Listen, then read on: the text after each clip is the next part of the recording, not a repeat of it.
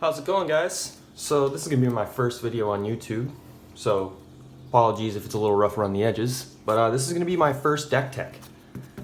I've been wanting to do one of these for a while now, and I didn't really have a good idea on a commander, so I just thought, why not pick one of the most hated amongst my play group and start with that? So it's none only than Horobi Death's Wail. I don't actually have the foil yet, working on that. It's $35 versus 5, so you can see why I'm not really doing that. But yeah, we'll get into this. He's a 4/4 flyer for 4, 2 and 1 black, so pretty easy to get out turn 4, turn 3 if you're lucky, turn 2 if you're super lucky. You've done it multiple times. People don't like that though. So basically, whenever a creature becomes the target of a spell or ability, destroy that creature. So let's talk about that. Any targeting ability. So basically, tap target creature, let's destroy it instead. Exile target creature, let's avoid that and destroy it instead. There's so many weird loopholes for this, but I'm sure you're guessing, yes, he does die to his own ability, and yes, that is kind of an issue in some places. Once people figure out what he's capable of and what he likes to do, he's definitely the first thing off the board. With that being said, we'll start with recursion. Tons of 1-drop return target creature to your hand. Tons. All we want to do is basically avoid all instances of us having to pay his commander tax. We don't want to do that. We want to get him back in our hand to pay that 4. Or if we're lucky, get him straight from graveyard to battlefield with Reanimate or Fated Return. Fated Return is the best, in my opinion, for this deck because he comes back with an indestructible. Well, comes back with indestructible, sorry. All these new indestructible counters are throwing me off. But yeah, with Fated Return, yes, it's a 7-drop, but you're counting on this late game. People have already taken Horobi off the board multiple times. His commander tax is like 4 now. Let him go to grave. Bring him back with Fated Return. Well, guess what? Now he can't die to his own ability, and you can give him hexproof, maybe throw some boots on him, oh man, there's so many possibilities for this. I don't really go that route because it's a little difficult on that end. So this is more of a control style deck and very budget friendly if I do say so. So yeah, moving on. Most of the deck relies on aristocrat style ticks. So we got Underworld Dreams here. Whenever an opponent draws a card, this guy deals 1 damage to each player, or to that player, sorry. Blood Artist type effects, and whenever creatures are dying, I'm gaining life, and opponents are losing life, there's lots of cards like this in the deck, just to help you start that chip damage, because you're not going to have too much of a board state yourself. It's going to be lots of targeted spells and a little bit of enchantments here and there. We'll ignore this for now. These are all the win cons, like the only win cons in the deck, if people don't scoop first. So this is my favorite removal spell in the deck. It just says tap X target creatures, pay 2 and an X cost. As long as he's here, you can pick basically everything on the board. Oh, sorry, this is the second best because this is at sorcery speed. But yeah, you can basically destroy every creature on the board with this. Nefashu is a good example of a creature with an ability. As long as he's attacking, you can pick 5 creatures and they just die as long as Horobi's on the field. And here's the best one. Single black, Touch of Darkness. At instant speed, you're changing the color of any amount of creatures on the board. And that's, again, a targeted ability. They die. Wonderful stuff. I'm pretty sure this deck has been done before. Cheaper than this. I've put a little bit of money into it. I got things like the Toy Maker in here that basically, if there's a pesky artifact on the board that I want to get rid of, I don't have too much artifact removal in here, but this is kind of just annoying and a cool interaction. You pay 1 tap and discard a card from your hand. You're turning an artifact into a creature with power and toughness equal to its mana cost. We don't care about that part. We're just trying to target it with Horobi and destroy it. It's really annoying to do that to somebody's Soul Ring, especially when you're not intentionally trying to destroy their mana. You're just destroying a Soul Ring. Yeah, it's no fun. Glaring Spotlight. Another good card to get around hexproof. So creatures your opponents control with hexproof can be the targets of spells and abilities you control as though they didn't. Really good stuff. This has gotten me out of a couple good tough binds. Swiftfoot Boots really ruin the game for this deck half the time, especially when all I'm trying to do is shut down a commander. This card has helped me a bunch, guys. Awesome card. And it's only like $1, I think. Another card, this is basically like the Toy Maker. This is Poltergeist.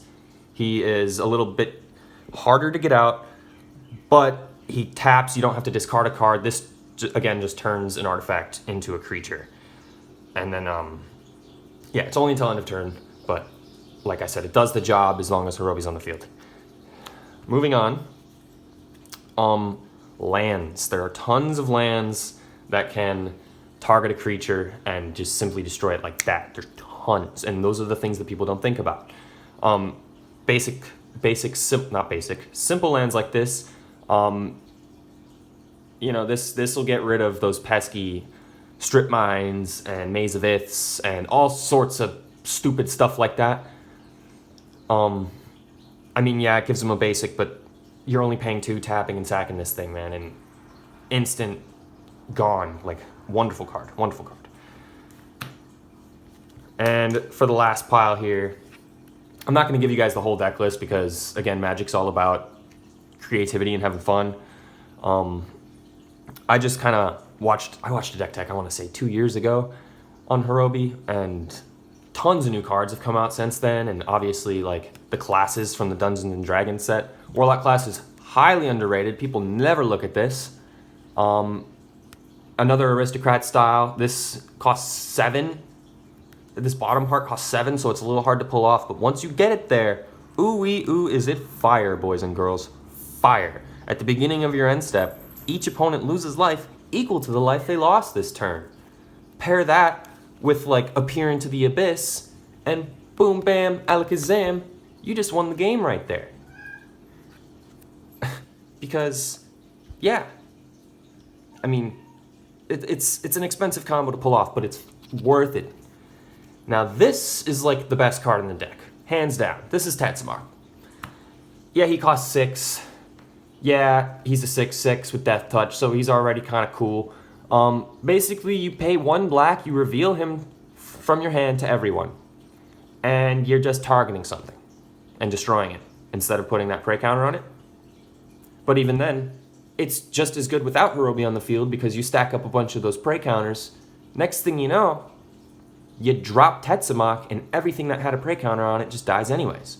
So it's a good payoff, and oh man, I don't think I've ever actually had to play Tetsamok. He's just solid, pay 1, destroy a thingy. Pair that with the Zenith Poltergeist, you're getting rid of a lot of artifacts really quickly, guys. It's wonderful, especially with an untap engine. Ooh, my goodness, it's awesome. Again, this is like Warlock class leveled up, a little cheaper though. Costs 6 for an enchantment. Beginning of each end step, each opponent loses life to the life they lost. Pretty simple stuff. And then here's another lose half your life. So you get where I'm coming at with the win cons here. Not hard to pull off either. You just gotta have enough mana and you need to control the board. Here is another lose half your life card. Ignore the Gorm the Great thing. All we care about is that bottom text. He's got Death Touch too, so he's more likely to get through. It's such a good card. And then moving on to the simple stuff, you know, everybody's favorite combo in black. Veto is a newer help to that. He's just another Sanguine Bond. It's good stuff. I don't think many people understand that part yet. They don't see that. That's a cheaper Sanguine Bond. Yeah, it's a creature and it's easier to remove, but golly, guys, it's good. It's good stuff. But yeah, like, there's not much to it. It's as simple as getting Horobi out and making sure you have those response cards, you know, those targeted removal cards. As long as you have those, and like I said, you don't need all of them, but it's good to have a lot of them. I want to say I have about 15 just simple target creature. You know, it doesn't even have to be something crazy. It can be as simple as target creature gets -1/-1 till end of turn. As long as he's out, it's dead. And it's like a chess game with this deck. As long as you understand that you don't need Horobi to go to the command zone every time, you throw him in your graveyard. Make sure you have that recursion. There's tons of recursion in here. I want to say there's more recursion than creatures in here because Horobi's more important. And pulling off that Sanguine Bond Exquisite Blood combo is not hard when there are no other creatures on the board other than Horobi, and you have an answer in your hand. It's a fun deck. I hope you guys enjoyed. I would love some feedback. I'll probably do a few more of these. I focus on relatively budget decks. This is about, I want to say, $140, even with some of the foils in here. Like, this is a $7 card. I have a few other $10 cards. Exquisite Blood was 30, it's 20 now. But that's besides the point. I play for fun, and I play to be a little mean sometimes on a budget. So let me know what you guys want to see next. Between a Safara Field Wipe Tribal and a Sliver Tribal. It's slivery. It's my favorite deck though out of all of my decks. But yeah, that's it for that one, guys. See you on the next one. Probably be in a week. Peace out.